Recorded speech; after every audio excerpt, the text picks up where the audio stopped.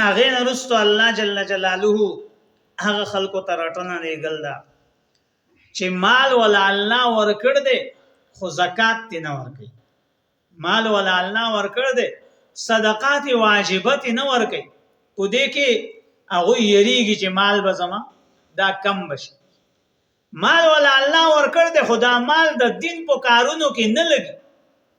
او د الله نافرمانیانو کوم کارونه چې په هغه کې لګي. نو الله وایي چې دا خلق دی په دې خبره کې ځان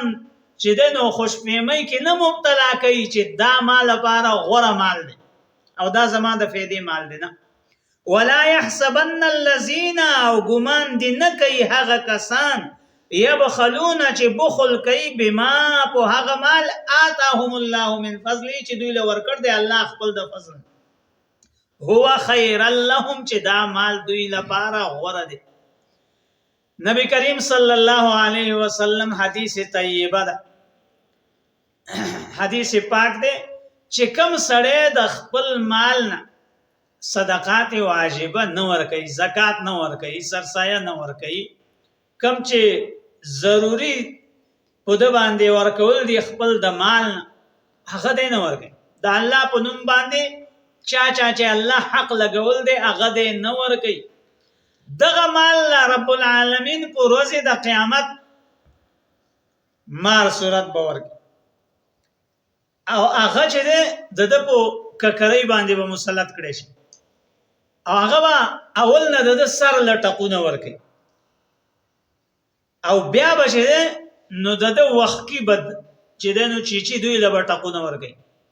او خي غاڼې نه او غس غاڼې نه بدلا ټقونه په مخ ورکي او دته بوئی چې زستاغه خوګ مال مې تا به خزانه جوړولم زستاغه مال مې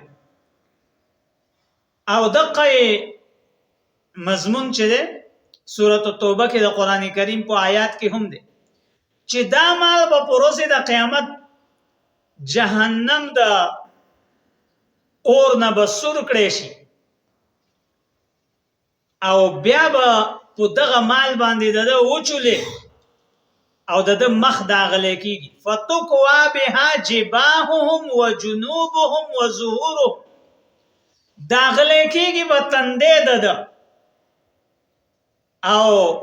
داغله کیږي په مخ د خي غاڼې نه او ګس طرف نه او دته ویل کیږي چې هاذا ما کنزتم سړو داستا سو هغه مال دې چې تاسو خزانه به جوړول داستا سو هغه مال دې چې تاسو به خزانه کوو جمع کوو د الله حق بنور کو نو فذوقوا ما کنتم تکسبون سکیو سزا د هغه مال او د هغه دولت چې تاسو بغټلو جمع کولو او دغه شاند سړی ته چې دینو سورۃ الهمزه کې خیری شي. نو الله جل جلاله فرمایي چې دا خلق دي دا نمونه خلق دي دا نه غني چې دا مال د دوی لپاره د خیر دی بل هو شر لهم بلکې دا مال د دوی لپاره د ضرر او د نقصان دی. سيطوقون زردا چې هار بواچ ولې شي د غاړې ته د جهنم د عذاب